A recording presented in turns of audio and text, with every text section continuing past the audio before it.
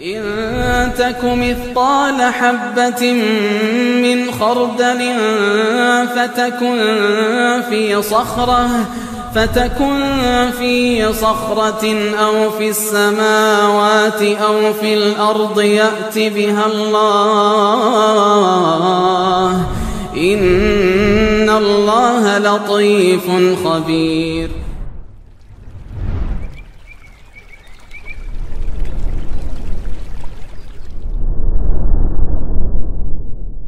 السلام عليكم ورحمة الله وبركاته. إن الحمد لله نحمده ونستعينه ونستغفره ونعوذ بالله من شرور أنفسنا وسيئات أعمالنا من يهده الله فلا مضل له ومن يضلل فلا هادي له أشهد أن لا إله إلا الله وحده لا شريك له وأشهد أن محمدا عبده ورسوله لا نبي بعده. قال الله تعالى في كتابه يا أيها الذين آمنوا اتقوا الله حق تقاته ولا تموتن إلا وأنتم مسلمون يا أيها الناس اتقوا ربكم الذي خلقكم من نفس واحدة وخلق منها زوجها وبث منهما رجالا كثيرا ونساء واتقوا الله الذي تساءلون به والأرحام إن الله كان عليكم رقيبا يا أيها الذين آمنوا اتقوا الله وقولوا قولا سديدا يصلح لكم أعمالكم ويغفر لكم ذنوبكم ومن يطيع الله ورسوله فقد فاز فوزا عظيما فإن أصدق الحديث كتاب الله وخير الهدي هدي محمد صلى الله عليه وسلم وشر الأمور محدثاتها وكل محدثة بدعة وكل بدعة ضلالة وكل ضلالة في النار. أما بعد. Jemaah sekalian rahimani wa rahimakumullah. Kajian fikih keluarga kali ini akan kita sedikit kaitkan dengan akidah. Kita kaitkan dengan masalah ridha terhadap takdir. Dan itu juga yang telah kita bahas pada pekan lalu di kajian kitab At-Tauhid, yaitu masalah takdir. Yang mana takdir atau qadar kita maknai dengan dua pemaknaan, dan ini penting sekali untuk difahami kemudian dihafalkan betul-betul oleh setiap dari kita. Karena kebanyakan dari kaum muslimin atau banyak dari kaum muslimin tidak memahami takdir serta konsepnya,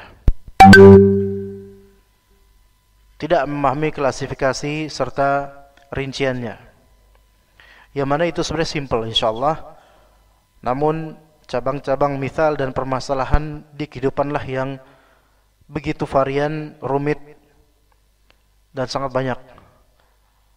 Namun jika kita mengerti konsep takdir, konsep beriman terhadap takdir dengan baik, maka sebenarnya segala hal mindset kita terhadap apa yang terjadi, sedang terjadi dan akan terjadi itu semua tertata rapi dan enak, sangat enak dan sangat indah. Makanya beriman kepada qada dan qadar ini termasuk di antara pilar iman. Saking pentingnya dan saking luasnya cakupan permisalan dan contoh-contoh terhadapnya. Kita ulangi beberapa permasalahan terhadap klasifikasi takdir, yaitu pembagian makna takdir. Takdir ada yang bisa dimaknai dengan apa? Perbuatan Allah menakdirkan. Atau takdir bisa dimaknai apa yang ditakdirkan. Ini dua hal yang berbeda. Akan kita ulangi pelan-pelan insyaallah. Ya, yang mana pembahasan kita adalah ridha terhadap kelahiran anak. Dan kaitannya ini sangat erat terhadap takdir. Iman kepada takdir Allah Azza wa Jalla. Jadi takdir baik di bahasa kita atau di bahasa Arab yaitu qadar, itu ada dua kemungkinan makna. Yang pertama, maknanya takdir adalah perbuatan Allah mentakdirkan. Yang kedua, apa yang ditakdirkan, yaitu hasil dari perbuatan Allah, efek dari perbuatan Allah. Apa yang ditakdirkan. Ya, apa yang ditakdirkan. Jadi yang pertama apa tadi? Perbuatan Allah menakdirkan. Ketika itu adalah perbuatan Allah menakdirkan, maka ini adalah perbuatan Allah, maka ini sifat Allah Ta'ala, dan tidak akan pernah buruk, pasti baik, pasti baik, karena semua perbuatan Allah itu baik. Bisa dipahami sini jemaah. Karena itu adalah perbuatan Allah, segala perbuatan Allah itu baik, tidak akan pernah buruk. Yang kedua, makna kedua yaitu apa yang ditakdirkan. Nah, apa yang ditakdirkan ini kadang baik, kadang buruk. Bukan karena Allah tidak bisa mentakdirkan yang lain, bukan. Melainkan Allah mentakdirkan keburukan ini karena ada hikmah di balik itu. Yang ujung-ujungnya semua yang Allah takdirkan pada hakikatnya, kebaikan ada hikmahnya, keburukan pun ada hikmahnya. Ya, itu yang dimaksud beriman kepada takdir Allah baik maupun buruknya. Taib. Ini berarti yang nomor berapa? Yang nomor 2. Ya, baik atau buruknya berarti beriman kepada apa yang Allah takdirkan. Maksudnya bahwasanya apa yang ditakdirkan ini ditakdirkan oleh Allah Azza wa Jalla, baik maupun buruknya. Semua takdir, semua adalah hasil takdir Allah. Semua adalah hasil perbuatan Allah Ta'ala mentakdirkan. Ini harus paham jemaah sekalian. Jadi jangan sampai kemudian beriman kepada takdir Allah baik atau buruknya, dan itu perbuatan Allah. Nah, kalau perbuatan Allah berarti ada perbuatan Allah yang baik, ada perbuatan Allah yang buruk. Tidak. Yang baik atau buruk yang dimaksud di sini adalah apa yang ditakdirkan, kita imani ini semua adalah hasil dari perbuatan Allah mentakdirkan. Sama seperti gini, yaitu Allah Subhanahu wa Ta'ala memiliki perbuatan menciptakan. Allah Ta'ala memiliki perbuatan itu menciptakan.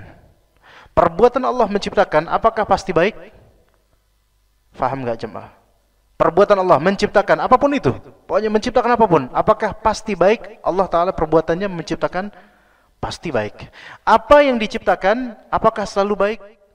Bisa jadi buruk. Bukan karena Allah tidak bisa menciptakan yang baik, melainkan Allah menciptakan yang buruk ini karena ada hikmahnya. Gimana? Faham gak sini? Allah Ta'ala menciptakan iblis. Berarti Allah Ta'ala mempunyai perbuatan menciptakan iblis. Perbuatan menciptakan yang Allah miliki ini baik atau buruk? Baik. Yang diciptakan buruk. Kenapa Allah menciptakan keburukan? Karena Allah Ta'ala ingin memberikan hikmah di balik itu. Sehingga tidak ada makhluk Allah yang buruk secara total 100% dari segala hal, melainkan ada hikmah di balik keburukan dia. Tapi keburukan itu tidak dinisbatkan kepada Allah Ta'ala, melainkan disandarkan kepada makhluk ini yang buruk ini. Ya, tidak pada ciptaannya, pada apa yang dia takdirkan. Sampai sini paham jemaah sekalian? Taib. Nah, ketika kita mendapatkan musibah, kita harus mengimani bahwasanya yang memberikan musibah ini siapa? Allah Ta'ala. Dan musibah ini adalah makhluk Allah Ta'ala. Oke? Yang memberikan musibah itu baik atau tidak? Baik, karena Allah, perbuatan Allah. Kita wajib ridho enggak? Wajib ridho terhadap perbuatan Allah. Taib. Apa yang Allah berikan dari musibah ini buruk atau baik? Buruk. Musibah namanya juga penyakit, ketabrakan, tenggelam dan seterusnya. Buruk. Buruk ini, buruk, zahirnya buruk memang. Wajib atau tidak kita ridho terhadap musibah ini? Yang sahih adalah tidak wajib. Ya, sabar wajib, ridho tidak wajib. Untuk ini, yaitu tidak wajib ridho terhadap apa yang ditakdirkan, tapi wajib ridho terhadap yang mentakdirkan. Paham gak ya kawan? Jangan antum kira bahwa kok rumit banget, sebenarnya enggak rumit. Mudah sekali, wallahi mudah. Hanya saja mungkin dibiasakan aja, atau mungkin terlalu cepat nanti dengar rekamannya. Iya, dengar rekamannya di channel Ana, jangan di channel Masjid Hijau, ya, biar tambah banyak viewersnya, ya. Jadi bedakan antara dia yang mentakdirkan dengan apa yang dia takdirkan. Dia, yaitu Allah, yang mentakdirkan pasti baik, dan kita wajib ridho akan perbuatannya. Adapun apa yang ditakdirkan dari musibah, ingat musibah, keburukan, itu kita tidak wajib ridho. terhadapnya. Tidak wajib. Namun dianjurkan ridho, dan tidak semua orang bisa melakukan itu. Apa sih maksud dari ridho terhadap apa yang ditakdirkan? Maksudnya adalah hilang rasa kesal di hati terhadap kejadian atau kenyataan ini. Itu baru disebut ridho. Kalau cuman diam, nahan diri, tapi hati masih kesel, ini baru sampai level apa? Sabar. Ini wajib levelnya wajib. Kalau udah tahap ridho, udah hilang kesel di hati, itu berarti ridho. Walaupun kalau bilang, saya pokoknya ridho, saya kehilangan anak saya ridho banget, saya ridho sama semua ini, saya ridho, tapi kenapa harus seperti ini? Nah, ini belum ridho sampean, karena masih ada, hati itu masih kesel, masih nggak terima dengan kenyataan ini. Bedakan antara orang nggak terima dengan kenyataan ini karena ini buruk, dengan orang yang mencela Allah dan mempertanyakan Allah, itu beda. Mindset ini harus ditata lagi gitu loh. Karena banyak terjadi distorsi dan salah masuk kamar gitu ya. Baik, jadi tadi takdir adalah apa? Pertama, perbuatan Allah mentakdirkan. Maka ini jelas ini perbuatan Allah, sifat Allah. Yang kedua, apa yang ditakdirkan oleh Allah Azza wa Jalla itu sebenarnya terbagi menjadi, nanti akan kita sebutkan, yang ini menjadi dua macam. Apa yang ditakdirkan oleh Allah ada dua macam. Ini tambahan yang tidak ada pada kajian tauhid yang pekan lalu. Ini sebelum kita masuk ke dalam pembahasan tentang kelahiran anak. Lama-lama ini kayaknya kajian tentang akidah ini, bukan tentang fikih keluarga. Tapi nggak apa-apa. Keluarga, kepala keluarga ini yang saya saksikan di sini, termasuk diri saya, itu harus ngerti tentang hal ini supaya dia bisa nenangin istrinya kalau galau. Jangan cuma bisa ngeles doang, jelasin ke istri. Gini ndo, istri kok dibilang gendok gitu kan. Gini sayang, jelasin. Iya. Tapi kayaknya bakal tambah pusing ya, karena mungkin nggak bisa ngejelasin. Nah, yang penting paham dulu. Oke. Jadi takdir Allah bisa dimaknai adalah perbuatan Allah mentakdirkan. Maka itu jelas, baik. Yang kedua, takdir Allah dimaknai sebagai apa yang ditakdirkan, apa yang ditetapkan oleh Allah. Ini kita bagi menjadi dua. Masing-masing punya sikap. Kita bagi menjadi dua. Apa yang ditetapkan oleh Allah ada dua macam. Pertama, yaitu takdir syar'i. Yang kedua, takdir kauni. Yang pertama takdir apa? Syar'i atau hukum syar'i. Karena hukum di sini kita maknai sama dengan takdir dan qada. Hukum, qada, qadar sama. Terbagi menjadi dua, yaitu hukum atau takdir syar'i. Yang kedua, hukum atau takdir kauni. Hukum atau takdir syar'i, ya, ini tentang apa yang ditakdirkan ya. Hukum atau takdir syar'i berarti adalah apa-apa yang menjadi hukum syariat, peraturan syariat, maka itu hukum syar'i. Ya. Paham? Apa-apa yang menjadi peraturan syariat. Apa hukum jual beli riba? Ada takdirnya, yaitu takdir syar'inya apa? Haram. Oke. Apa hukum mencuri? Jelas takdir syar'inya haram. Apa hukum salat qabliyah subuh? Apa hukumnya? Sunnah. Taib. Apa hukum menikah? Menikah sesuai konteksnya. Kadang sunnah, kadang ada yang wajib, tergantung konteks orangnya. Ini semua adalah apa? Takdir syar'i atau hukum syar'i atau qada syar'i. Oke? Segala ketetapan hukum syar'i dari Allah dan Rasulnya, apakah wajib kita untuk ridho terhadapnya atau tidak? Wajib, walaupun kecil masalah itu. Furu' sekali. Wajib kalau kita tahu hukum ini haram atau halal, wajib kita ridho terhadapnya. Begitu. Oke? Segala hukum syar'i, walaupun bertentangan dengan hawa nafsu, itu ujian buat dia untuk apa? Ridho terhadap hukum ini, walaupun dia masih melanggar, dia tetap wajib ridho. Preman yang minum khamar, misalnya, na'udzubillah min dzalik, minum khamar, mabuk-mabukan. Dia tahu nggak kalau misalnya khamar itu haram? Tahu. Preman muslim. Ya. Preman muslim. Ya, preman banyak yang muslim. Minum khamar haram. Diingetin sama Pak Ustadz, itu khamar itu haram, akhi. Ya Pak, saya ngerti Pak. Aduh, tapi gimana ya Pak ya? Udah biasa. Dia sebenarnya ridho nggak sama takdir syar'i haramnya khamar? Ridho nggak dia? Ridho. Tetapi dia melanggar gitu aja. Maka dosanya dia di pelanggaran. Pak, paham nggak di sini coba? Taib.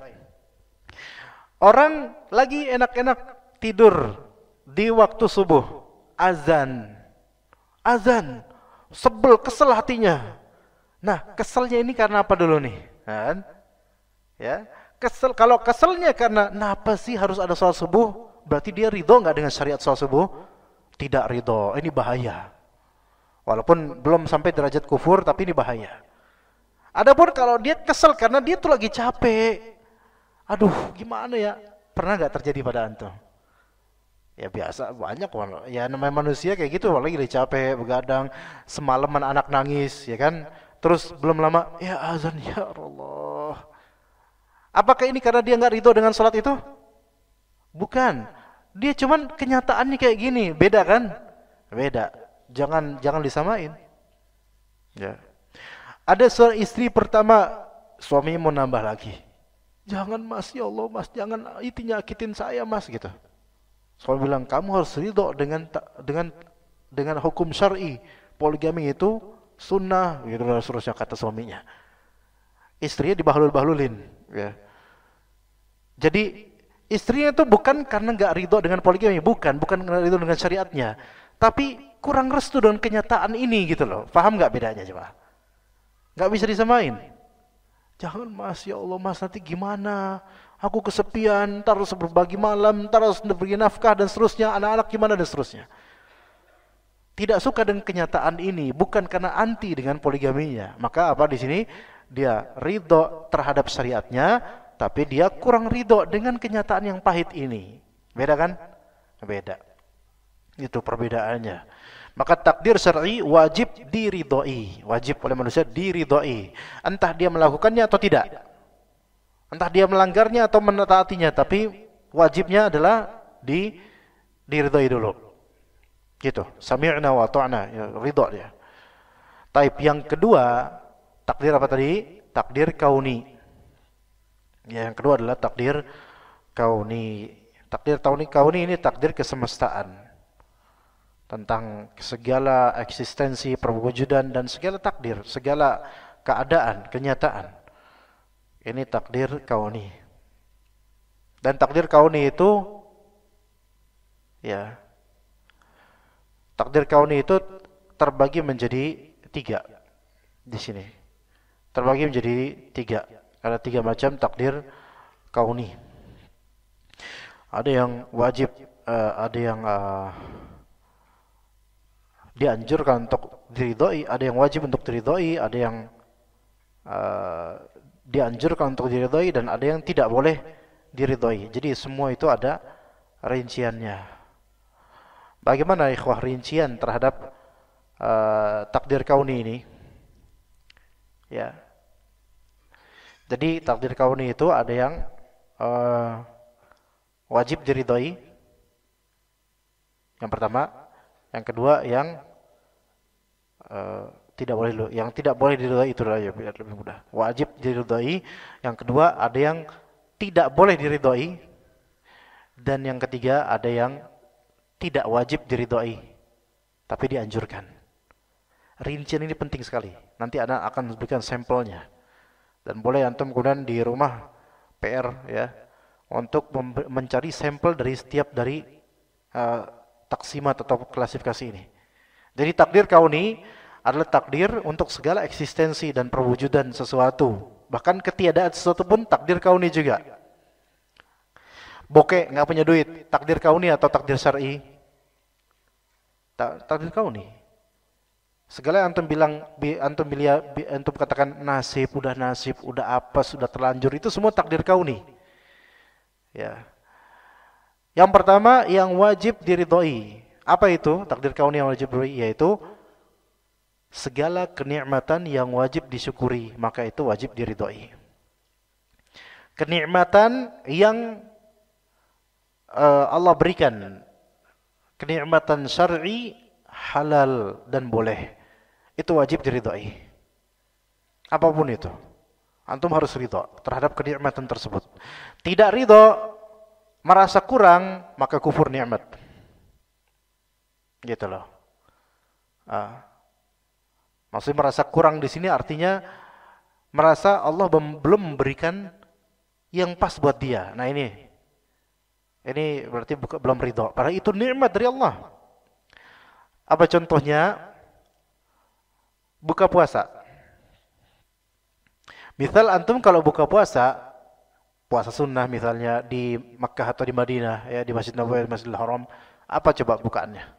Kurma, air putih, kadang ada juga teh, kemudian roti. Gak ada Pak gorengan di situ. Gak ada beneran. Antum cari itu gak ada. Roti Arab, dan itu rasanya hambar-hambar lucu gitu. Beda dengan roti kita. Enggak juga kok Masjid Hijau, Masya Allah. Enggak, kalau misalnya antum di Masjidil Haram, pertama kali first time antum buka puasa di sana, bukan Ramadan ya, udah terbiasa sepanjang hidup itu gorengan. Kurma malah kurang antum. Tapi di situ cuman air, kurma, kemudian roti yang hambar dan ditambah dengan semacam selai, tapi selainya pun selai Arab. Rasanya rasa jinten. Itu gimana? Pas untuk makan benar-benar padang pasir kata antum. Misalnya. Taib. Kemudian ini nikmat gak? Nikmat. Tapi antum enggak ridho. Kenapa harus gini gitu loh? Anda merasa di musola aja, musola kelurahan aja itu lebih mewah daripada ini. Ini Masjid Nabawi kayak gini. Ini berarti dia tidak ridho dengan kenikmatannya Allah. Dia bisa sholat di situ aja udah nikmat banget itu. Iya. Ya. Dia enggak bersyukur nih, maka ini wajib diridhoi. Segala nikmat ini wajib diridhoi. Ya wajib diridhoi. Kalau emang itu benar nikmat yang syar'i, mubah, halal ya. Dan memang kenikmatan yang tidak bukan berupa kenikmatan haram, maka wajib diridhoi. Itu yang pertama. Contoh lain apa nikmat yang enggak bisa keberadaan anak. Kelahiran anak dengan selamat, baik sesar maupun normal, tanpa cacat. Ya udah, anak normal manusia. Baik. Antum wajib ridho enggak dengan ini? Wajib ridho. Wajib ridho terhadap takdir, terhadap apa yang Allah takdirkan. Wajib ridho. Kenapa? Karena ini pure kenikmatan, khalas. Murni kenikmatan. Adapun hal lain, misal ternyata antum sesar ini anak keluarnya dengan cara sesar dan biaya membengkak karena ada penyakit dan seterusnya di istri misalnya, kemudian ternyata sampai 15 atau 20 juta kisaran itu misalnya. Terus astagfirullah, kenapa? Kok begini, kok besar banget Pak? Gitu, nanya ke kasirnya. Ya nggak tahu saya, kata kasirnya ya. Kok tanya saya? Ya tanyalah dokternya, saya nggak tahu, saya punya servis kasir doang saya Pak. Ya kok kayak gitu saya juga bingung Pak bayarnya. Ya. Nah, ada nggak di hati nggak terima dengan harga itu? Ada nggak? Ada. Karena emang nggak punya duit segitu. Jadi agak kesel dan tidak terima, kok segitu, kalau bisa 4 juta lah gitu. Harga gini 4 juta, normal aja nggak segitu gitu. Nah, apakah dia berdosa dengan hati yang kurang terima dengan sebesar itu? Dosa nggak? Nggak dosa. Kenapa? Karena sebenarnya ini termasuk musibah buat dia, ya nggak Pak? Ini termasuk musibah dan kesulitan buat dia, bener nggak? Iya. Adapun kelahiran anak dia ridho nggak? Ridho, tapi harganya ini loh.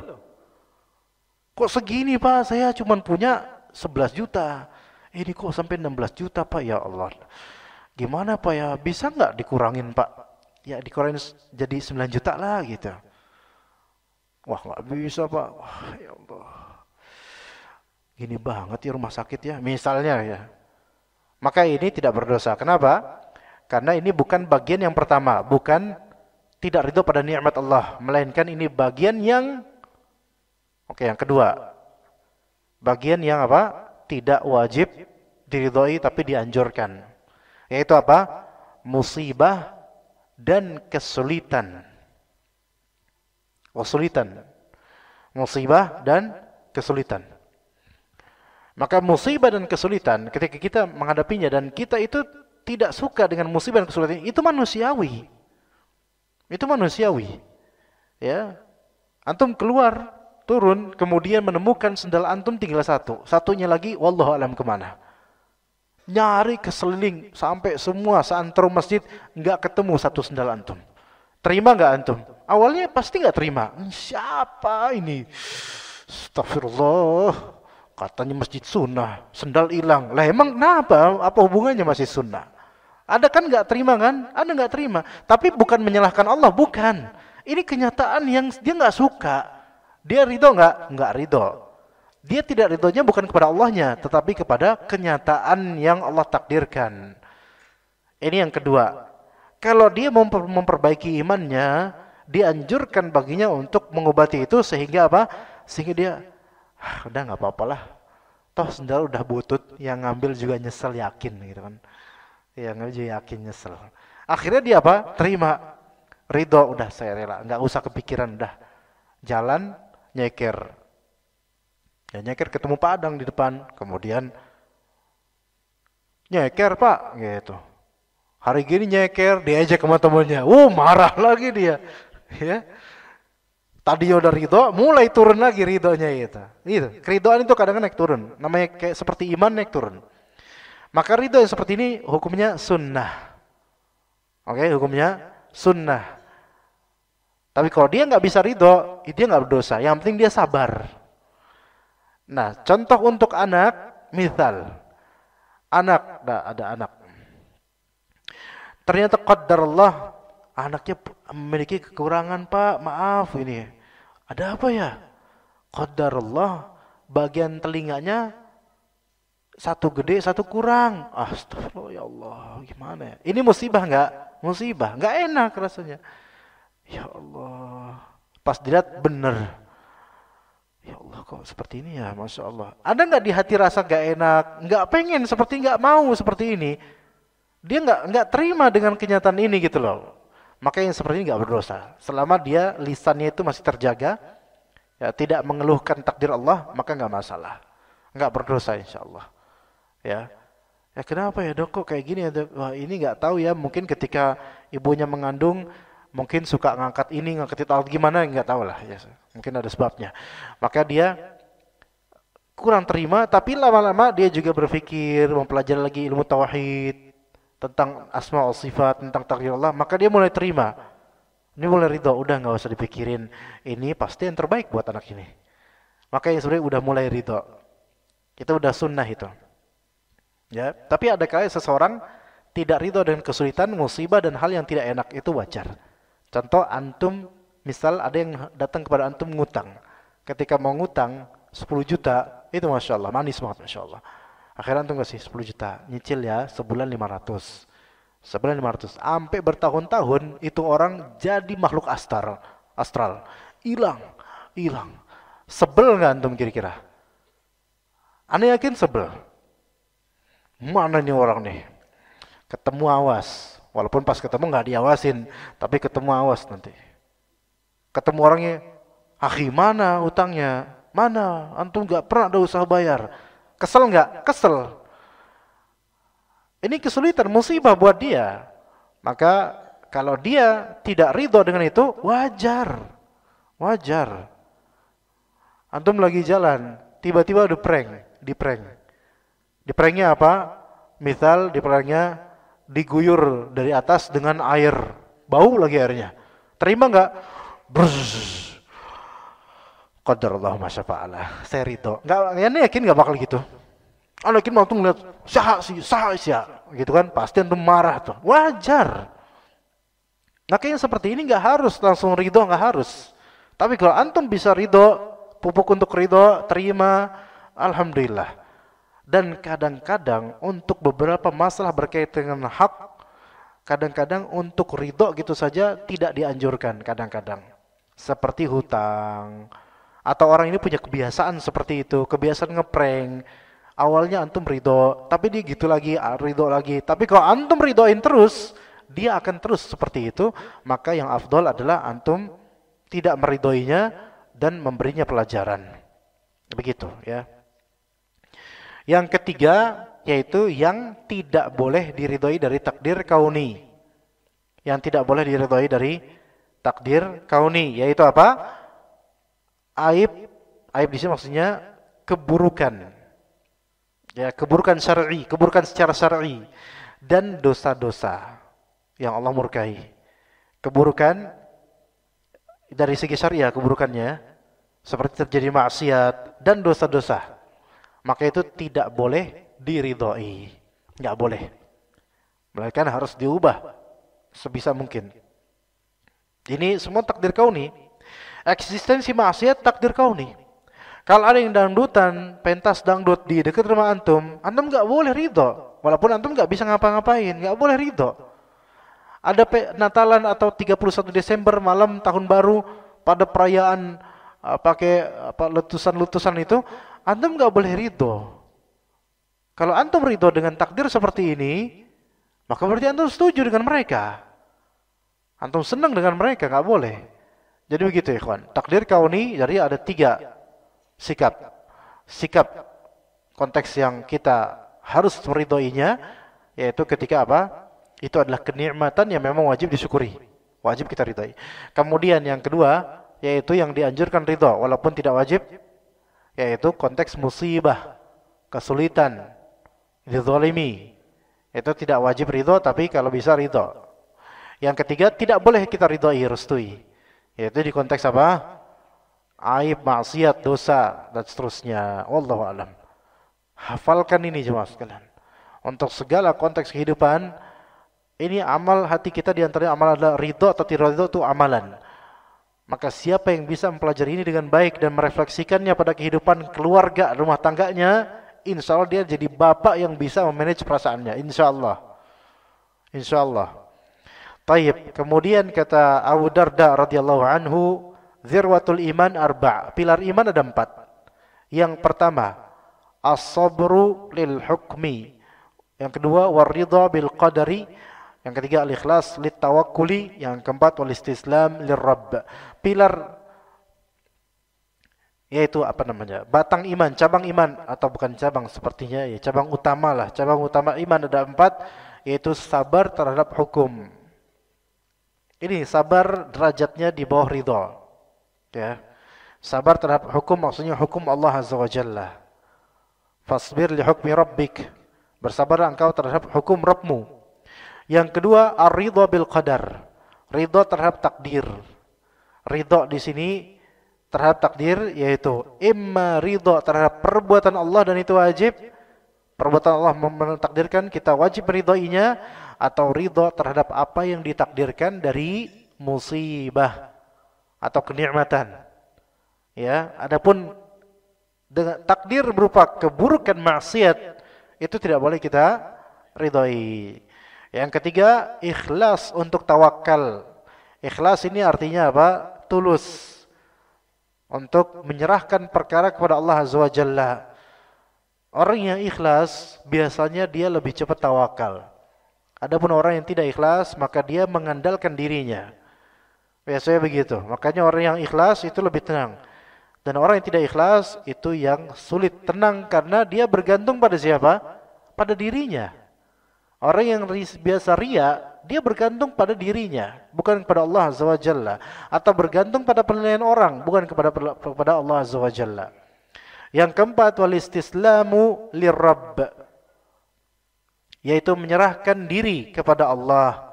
Jadi kalau tadi ikhlas untuk menyerahkan menyerahkan perkara urusannya kepada Allah, sekarang dia menyerahkan dirinya kepada Allah Azza wa Jalla. Dimulai dari apa? Pupuklah awal dari sabar dulu. Kalau orang udah bisa sabar, belajarlah ridha. Kalau orang udah bisa ridha, belajarlah ikhlas dan tawakal. Kalau orang udah bisa mencapai semua itu, maka belajarlah berserah diri pada Allah Azza wa Jalla. Begitu. Tayyib. Maka seorang bapak atau seorang ibu, kedua mempelai, bapak dan ibu, ya, itu wajib untuk ridho terhadap perbuatan Allah mentakdirkan berupa adanya anak. Ini sudah Masya Allah, udah mauhibah dan juga karunia yang besar dari Allah. Dan konsekuensi dari ridho akan perbuatan Allah Ta'ala mentakdirkan adanya anak, yaitu adamut tafriq baina dzakari wal untha, tidak membeda-bedakan kelahiran antara laki dan perempuan. Ya, tidak membedakan antara kelahiran laki dan perempuan. Maksudnya tidak membedakan apa? Jangan seperti kelakuan orang jahiliyah. Jangan seperti kelakuan orang jahiliyah.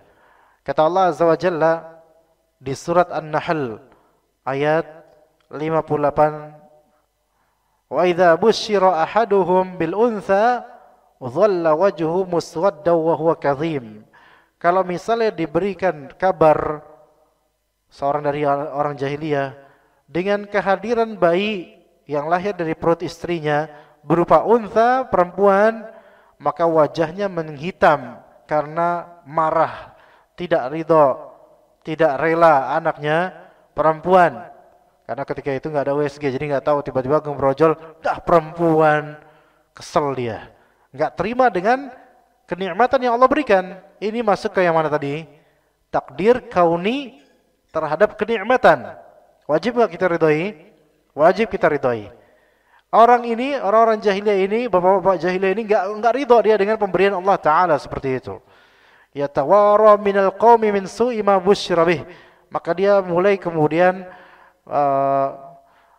mengasingkan diri dari kumpulan orang-orang karena merasa buruk apa yang diberikan ini buruk. Anak perempuan itu di zaman jahiliyah, kelahiran mereka itu dianggap bikin apes lah. Ntar kalau gede nggak bisa jadi pemimpin, nggak bisa jadi kebanggaan keluarga dan seterusnya. Ayumsikuhu ala hunin am yadussuhu fi turab. Kemudian berpikir, ini kira-kira tetap dipertahankan nggak nih anak perempuan sampai gede? Tapi ala hun, kita akan dikucilkan atau dihinakan oleh orang-orang karena anaknya perempuan, atau kita tenggelamkan saja di tanah, yaitu dikubur di tanah. Ala sa'a ma yahkumun, betapa buruknya apa yang mereka hakimi.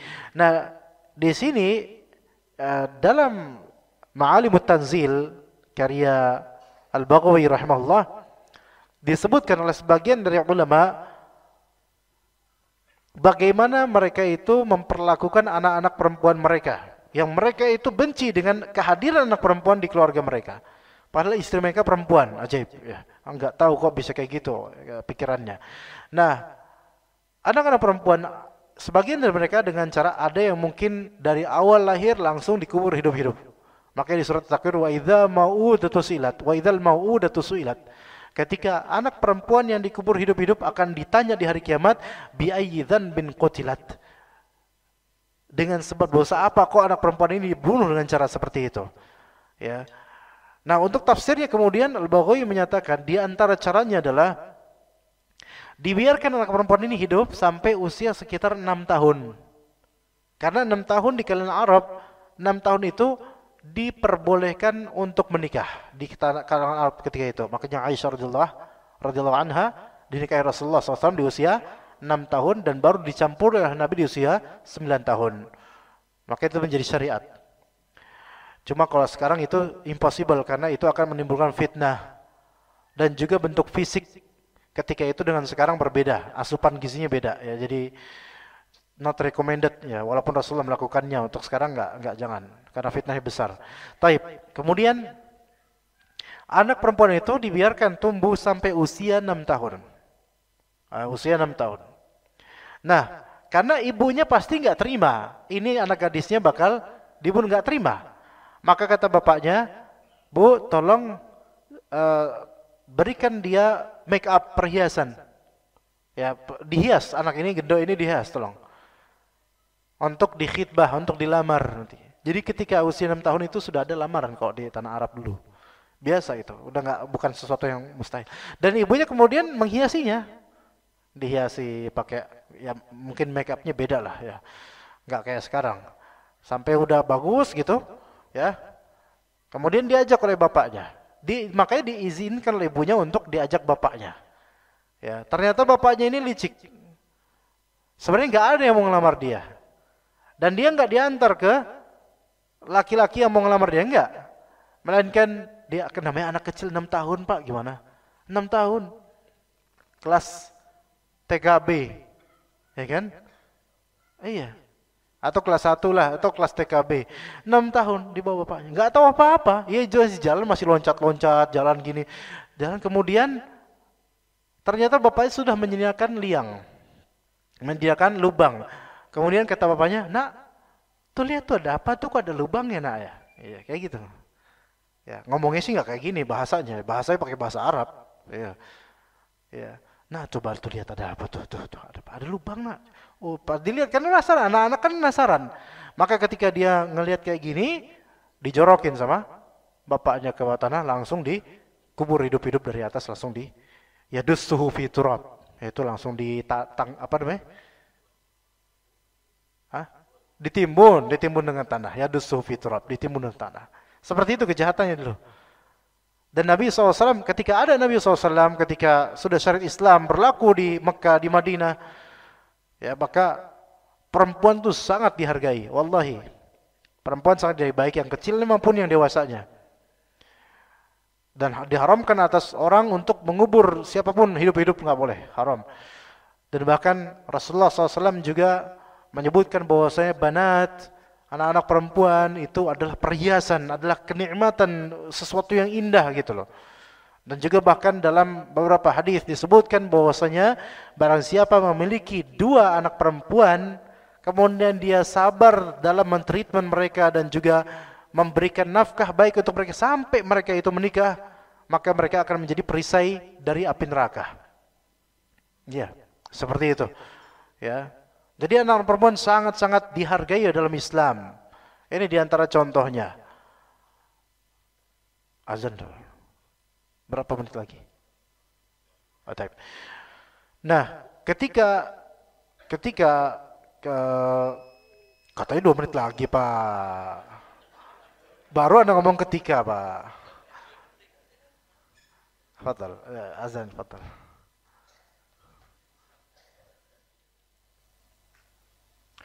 Baik. Ada perkataan Qatadah rahimahullah. Ana tadi sudah lupa Pak pembahasan nanti ketika Pak. Ana sudah lupa mau cerita apa. Jadi kita ganti tema aja. Iya. Ya, lain kali Anda enggak mau nanya berapa menit lagi mau azan ya, biar Qatadah rahimahullah berkata, yang seperti ini yaitu mengubur anaknya hidup, anak perempuannya hidup-hidup karena kecewa dengan takdir ya. Wa hadza sani'u musyrikil Arab. Inilah perbuatannya, ulahnya orang-orang musyrikin Arab. Akhbarahumullahu ta'ala dzikruhu bi khubthi sani'ihim. Allah Ta'ala mengabarkan tentang buruknya perbuatan mereka. Fa ammal mu'minu fa huwa haqiqun an yarda bima qasamallahu lah. Adapun orang beriman yang wajib atasnya untuk ridha terhadap apa yang Allah Ta'ala bagikan untuknya dari kenikmatan. Wa qada'ullahi khairun min qada'il mar'i li nafsihi. Perhatikan baik-baik, ketetapan Allah itu lebih baik daripada ketetapan manusia pada dirinya. Apa yang antum planning dan apa yang Allah canangkan pada antum, lebih baik yang Allah canangkan pada antum daripada apa yang antum planning, apa yang antum rencanakan. Ya, jadi ketetapan Allah lebih baik daripada ketetapan manusia terhadap dirinya. Wala amri ma yadri annahu khair. Bagaimana manusia itu mengerti bahwasanya keputusannya itu baik? La rubba jariyatin khairun li ahliha min ghulam. Boleh jadi anak perempuan lebih baik bagi keluarganya itu daripada anak laki-laki. Boleh jadi. Jadi sebenarnya kebaikan itu bukan pada ini saya punya anak laki-laki, ini saya punya perempuan, enggak. Tapi kebaikan itu adalah pada apa yang Allah berikan pada antum itu pasti baik dari anak. Apa yang Allah berikan pada antum dari anak itu pasti baik. Yaitu laki atau perempuannya dia ala kulli hal. Wa innama akhbarakumullahu bi sani'ihim. Allah Ta'ala mengabarkan kepada kita semua tentang perilaku masyarakat jahiliyah ketika itu, litajtanibuhu wa tantahu anhu, agar kita apa? Agar kita menghindarinya dan tidak melakukan hal seperti itu. Ya. Wa kana ahaduhum yaghdhu kalbahu wa ya'idu ibnatahu. Ada seorang dari ahli jahiliyah yang kayak gini nih kelakuannya, itu memberikan makan kepada anjingnya tapi tidak memberikan makan kepada putrinya. Tuh, ada yang kayak gitu. Anjingnya diberi makan, putrinya enggak. Saking menghinakannya gitu loh. Saking mau putri ini bikin apes, bikin sial. Dan juga tidak diberikan pakaian yang layak. Kadang dikasih pakaian yang kasar, yang terbuat dari kayak ijuk kayak gitu-gitu. Ya, sehingga gatal-gatal dan semisalnya. Ya. Pertanyaan, bolehkah ketika seseorang dia diberikan anak perempuan terus, bolehkah dia itu tidak terima dengan anak perempuan terus sehingga marahin istrinya? Tenang Pak, jangan marah Pak. Gantian sekarang Bapak yang marah. Pak Rosadi ini Masya Allah ini. Iya, makin banyak keluarga kok jadi makin pemarah. Jangan, tentang aja Pak. Ada seorang syekh, orang berilmu. Beliau punya istri. Dari istri ini lahir perempuan terus gitu. Sampai kesel dia. Pokoknya kamu awas, nih hamil lagi, keluar laki-laki awas. Keluar perempuan awas kamu. Marahin istri. Dan emang ketika lagi hamil awas nih keluar. Waktu itu belum ada USG-USGN. Pokoknya harus keluar laki-laki. Saya pengen punya laki-laki, namanya ustadz, ulama gitu kan, pengen punya anak laki-laki yang bisa meneruskan estafet dakwanya gitu loh. Jangan perempuan semua gitu. Ya padahal itu kan takdir Allah. Sampai istri terus kebingungan gitu, gimana ya, masa bisa disetting, kan nggak bisa. Bingung, galau istrinya. Maka satu malam sang syekh ini kemudian bermimpi. Di mimpinya itu dia hampir dijebloskan ke neraka. Tiba-tiba hampir jatuh itu, tiba-tiba putri-putrinya langsung berbaris menghalangi dia. Akhirnya yang kena ke putrinya, bukan ke neraka gitu. Jadi putri-putrinya menghalanginya. Seketika itu kemudian dia terbangun, dia teringat hadis Nabi SAW. Kunna lahu sitran fil jannah. Bahwasanya putri-putri itu, anak-anak kita nih, anak-anak putri kita ini, kalau kita sabarin, kita nafkahin, itu bisa menjadi sitr. Sitr itu sutroh, penghalang dari api neraka. Antum bersyukur kalau punya anak putri. Bersyukur Allah. Orang tuh banyak lebih, laki-laki ya teman kita ya, banyak lebih bersyukur punya anak laki-laki karena nih jagoan, sebutnya gitu. Terus kalau dia jagoan, yang perempuan apa, Sailor Moon gitu, atau apa yang perempuan, tetap sesuatu yang membahagiakan anak perempuan itu. Nikmat, anak perempuan itu nikmat. Memang ada fase-fasenya nyebelin, yaitu ada anak perempuan itu. Bikin galau dan seterusnya, ngunci kamar. Ya perempuan lah kayak gimana. Tapi justru disitulah ladang pahalanya, dan justru disitulah yang menjadi penghalang kita dari api neraka. Maka seketika sang syekh tersebut dapat dari mimpi itu, kemudian ingat hadis Nabi SAW, dia langsung minta maaf sama istrinya, maafin, tolong maafin saya telah menyalahkanmu. Padahal dia kan nggak bisa setting apa-apa. Ya ceritanya sampai situ, karena nggak tahu kelanjutannya ngebrojolin laki-laki atau perempuan kan nggak tahu.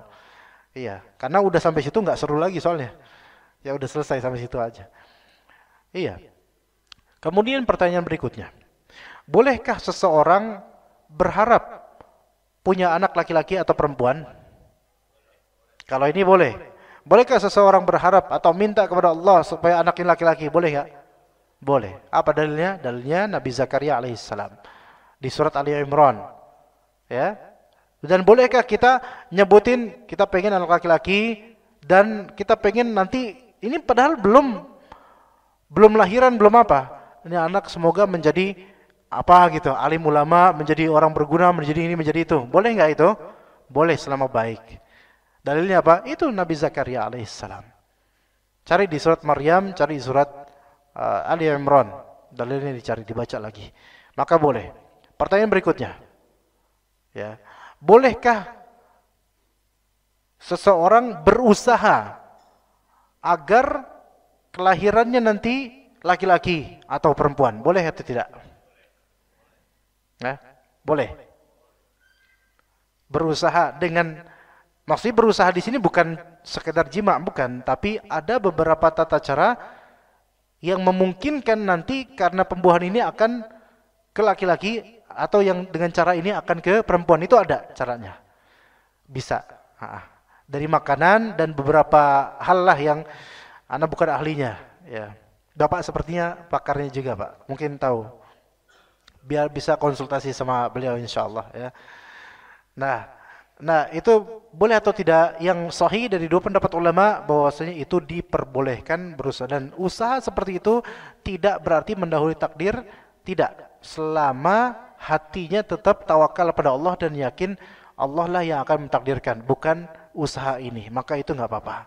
Boleh doa, dia usaha dengan makanan tertentu atau dengan cara jima' tertentu misalnya, atau dengan skala tertentu agar anaknya ini laki-laki nanti gitu. Itu ada caranya, walaupun tetap dia tidak boleh mendahului takdir dari segi dia yakin bahwa saya dengan cara ini pasti laki-laki yang keluar. Nggak boleh, kok itu nggak boleh. Hanya berharap saja dan dia harapannya kepada Allah sambil ikhtiar. Itu boleh seperti itu. Itu dari dua pendapat ulama. Ada pendapat yang mengatakan tidak boleh, ada yang pendapat yang mengatakan boleh. Masing-masing punya alasan, tetapi yang lebih tepat, yang lebih rajih menurut sebagian ulama adalah diperbolehkan dengan syarat yang tadi disebutkan. Seperti itu jemaah sekalian. Pak Rosadi berapa menit lagi, Pak? 1 menit 55. Coba mungkin ada pertanyaan dari ikhwah sekalian, mungkin kalau ada pertanyaan. Ada yang mau bertanya? Mumpung masih 1 menitan. Taib, kenapa kita tidak boleh untuk tidak terima dengan jenis kelamin anak perempuan yang keluar, kemudian kita nggak terima? Kenapa anak perempuan keluar? Kenapa itu nggak boleh? Karena ada beberapa hal. Pertama, itu termasuk tidak bersyukur atau tidak ridha terhadap takdir nikmat Allah Azza wa Jalla, takdir Allah Ta'ala yang berupa nikmat. Anak laki-laki atau perempuan, kedua-duanya sama-sama nikmat. Tapi bagaimana kalau anak kembar yang keluar? Itu juga nikmat. Semua nikmat, anak itu nikmat.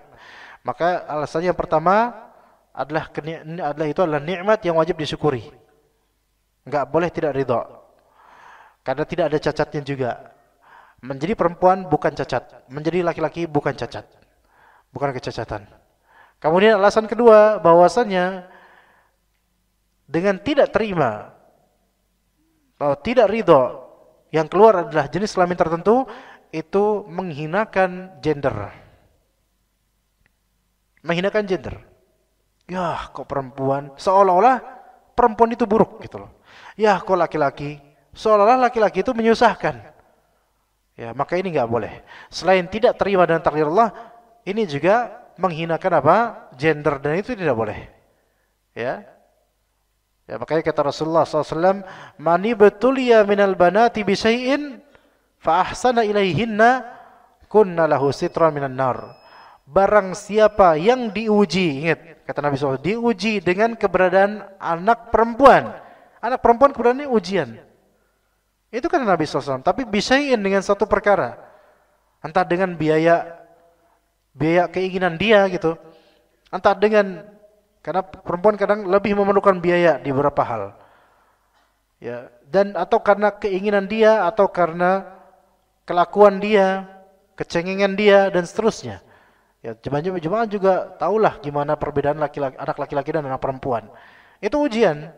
Fa ahsana ilaihinna, tapi tetap berbuat baik kepada anak-anak perempuan, maka anak perempuan itu akan menjadi apa?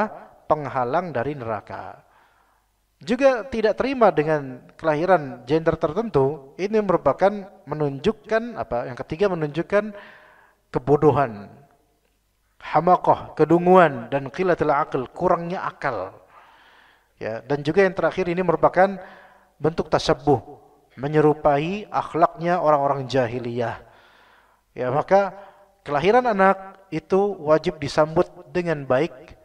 Ya, kalaupun misal ada kekurangan, cacat atau buruk rupanya, maka ini mungkin musibah atau ujian, memang tidak wajib langsung ridha. tetapi wajib bersabar dengan itu semua. Juga merasa apes dengan kelahiran anak tertentu itu merupakan bentuk tatoyur, dan itu syirik kecil. Bentuk tatoyur, ya, baik kelahiran laki-laki atau perempuan merasa apes dengannya, atau kelahiran di tanggal tertentu terus merasa apes dengannya, itu merupakan bentuk tatoyur. Maka itu suatu syirik kecil yang kadang-kadang bisa menjadi syirik besar tergantung dengan apa akidah dia terhadap kelahiran tersebut. Allahu a'lam. Ada soal jemaah? Cukup insyaallah. Ya, kita cukup sampai sini. Barakallahu fikum jami'an. Semoga kajian bermanfaat, dan pesan Anda untuk diri Anda dan juga antum, tolong hafalkan mukaddimah tadi, yaitu tentang klasifikasi takdir dan bagaimana sikap-sikap seseorang dalam meridhai takdir Allah Azza wa Jalla. Itu penting sekali untuk kita sebagai kepala keluarga. Wassallallahu ala nabiyyina Muhammadin wa ala alihi wa sahbihi ajma'in. Subhanakallahumma bihamdika asyhadu an la ilaha illa anta astaghfiruka wa atubu ilaik. Assalamualaikum warahmatullahi wabarakatuh.